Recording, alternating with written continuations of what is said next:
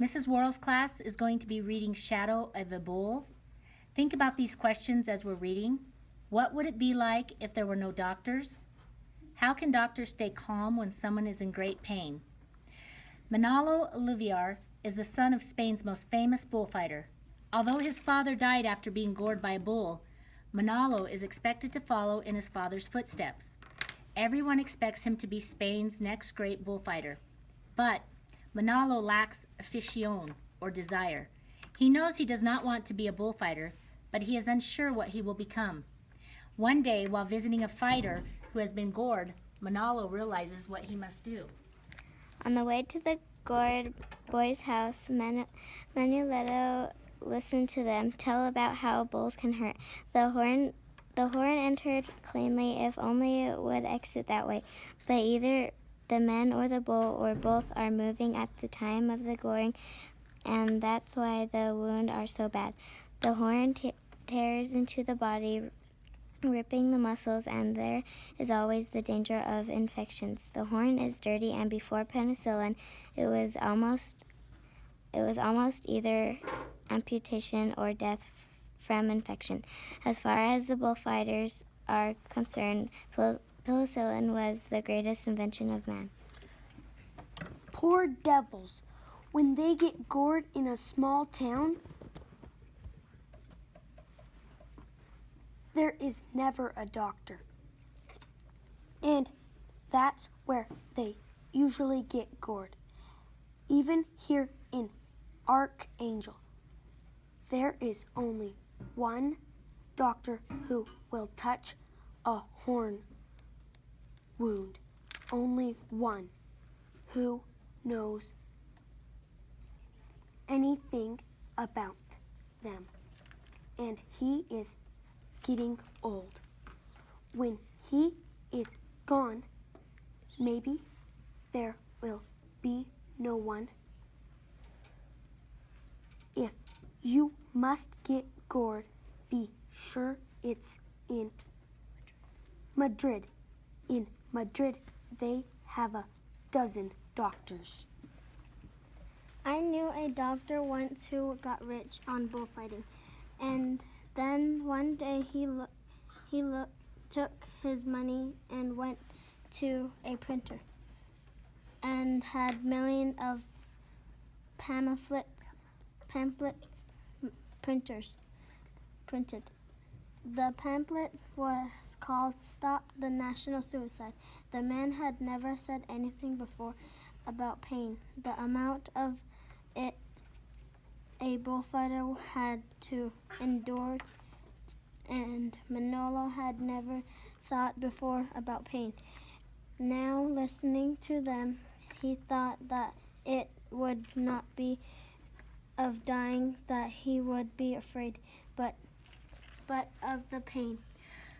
Okay, while we're reading, we need to be making inferences, and inferences, we use that information from the text along with our personal experience or knowledge to gain a deeper understanding of a story event and its implications.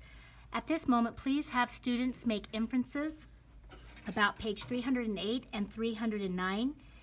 Please pause the video and discuss, then press play to continue. El Magnifico, lying on the sheets that were as white as his face, looked to be about 18. The first thing Manolo noticed about him were his lips. They were pale, but he had been biting them. Drops of blood stood out in a row, marking the places where the lips had been bitten. Without anyone having to tell him, Manolo knew that the boy was in great pain. When they came into the room, El Magnifico tried to hide his blooded lips behind his hand. He did not say much, just that he was feeling all right. When he looked away from the men, he did not look out the window, but at the wall where there was nothing but a stain. And he turned back to them. His lips had fresh drops of blood on them. It was terrible, the boy said, trying to smile. You weren't there long enough, one of the men said, to let us see how terrible. I would have been very mad, El Magnifico said, fighting back the back tears. You might have been fine. It was a good little bull. You were too brave, and sometimes it's silly to be too brave. You don't let the people see how long your courage is, just how wide. The boy's mother came into the room. She was a big woman with strong hands and a face that seemed carved from a rock.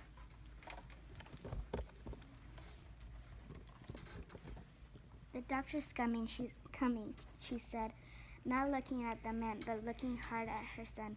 She waited for him to say something. She said nothing.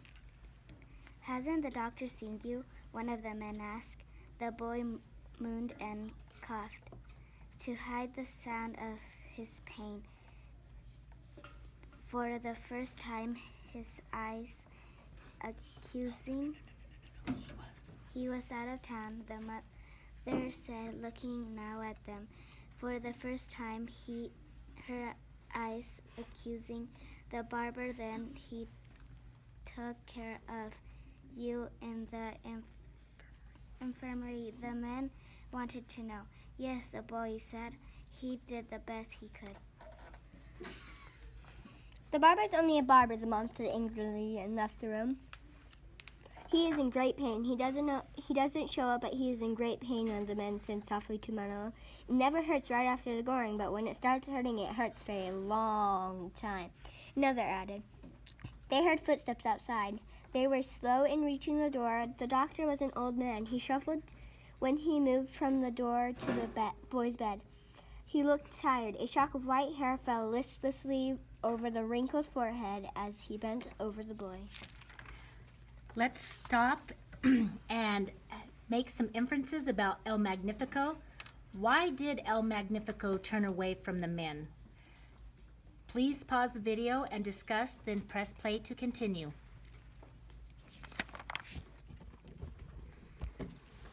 Oh, well, how goes it? He smiled at the boy and passed his hand over the boy's forehead. He did not greet the men, nor did he seem to notice Manolo. The barber cleaned it and bound it, the boy said feebly, raising on his elbow and then falling back on the pillows. The men began to move towards the door. Stay, the doctor said, not looking at them, taking the light blanket off the boy's bed and reaching into his bag for a pair of scissors. I want Oliver's son to see what a goring looks like. Come here, he commanded, and Manolo moved closer, his heart beating loudly. Look, the doctor had cut the bandage and the gauze and pushed them aside. A flame-like jagged tear a foot long and several inches deep ran straight from the boy's knee up his thigh. Manolo caught his breath at the sight of it. Bend down and look here, the doctor said. Those are puddles of clotted blood. These are about 7 different reds beside all meat. The muscles are purple. The wound is always narrower where the horn enters and wider where it exists. Not pretty, is it? Manolo moved away, feeling sick, but the voice of the doctor brought him back.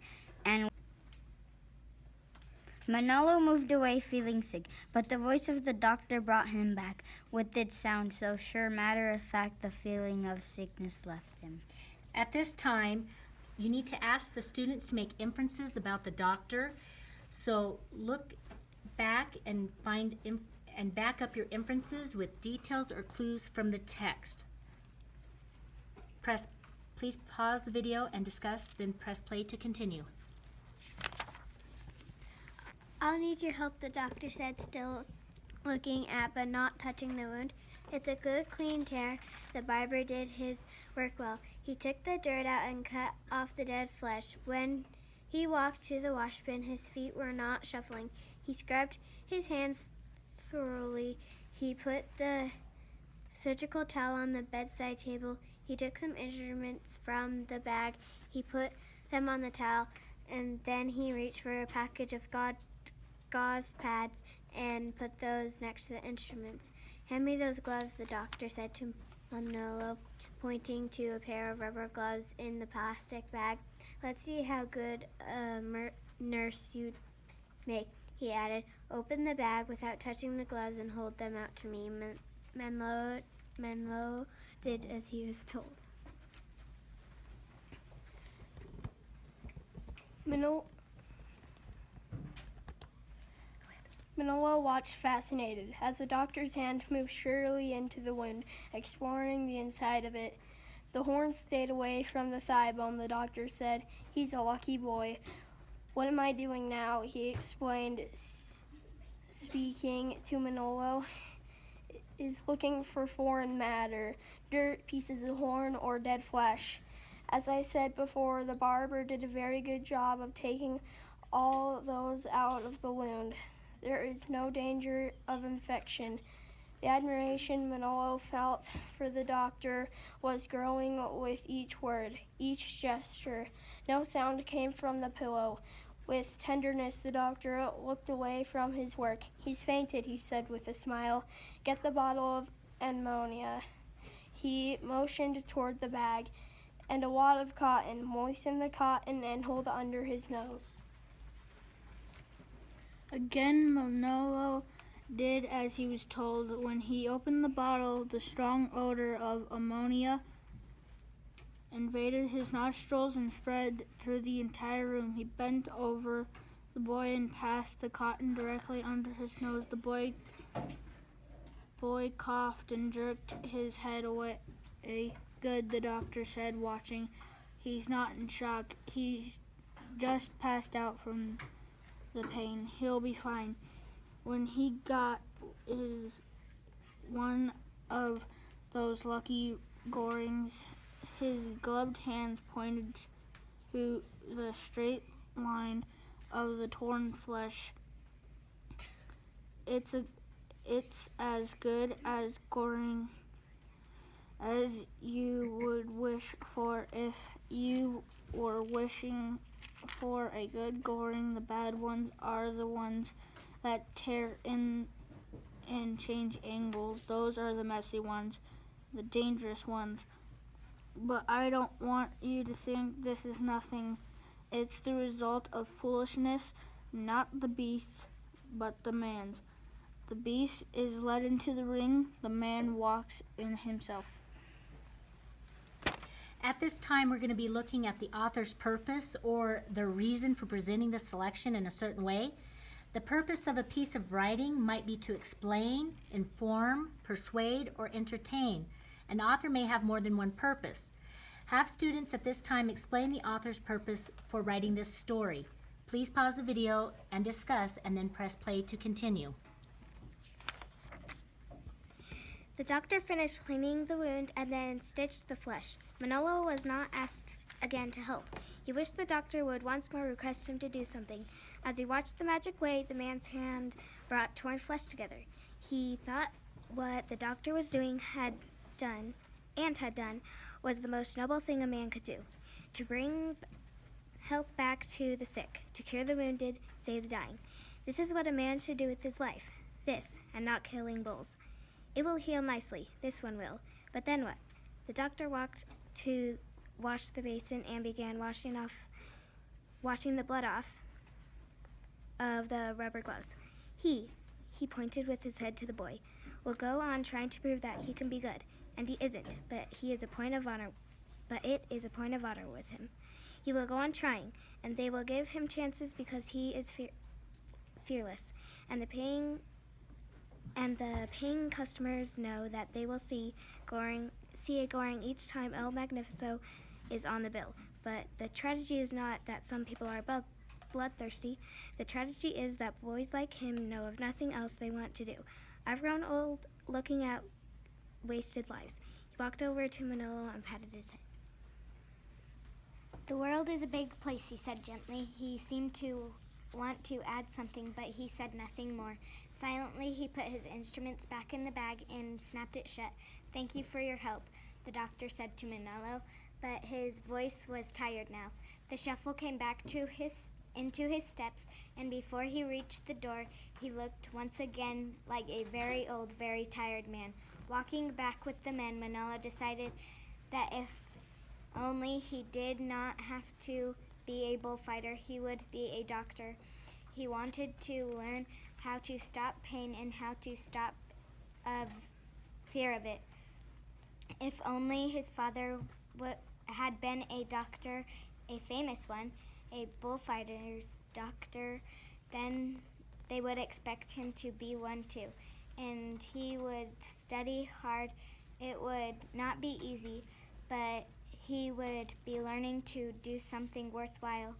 He wondered if he were to tell the 6 men, what he thought he would like to be, if they would listen to him. He looked at the men walking alongside him, talking once again about what they always talked about, and he knew that he would not tell them.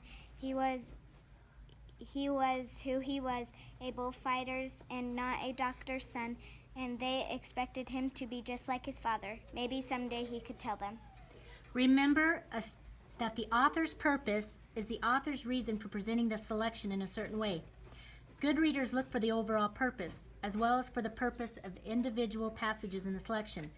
The author's purpose affects things in the story such as the details, descriptions, story events, and dialogue. At this time, have the students find examples on page 316 and 317 that show that the author's purpose is to inform. Please stop the video at this time and discuss.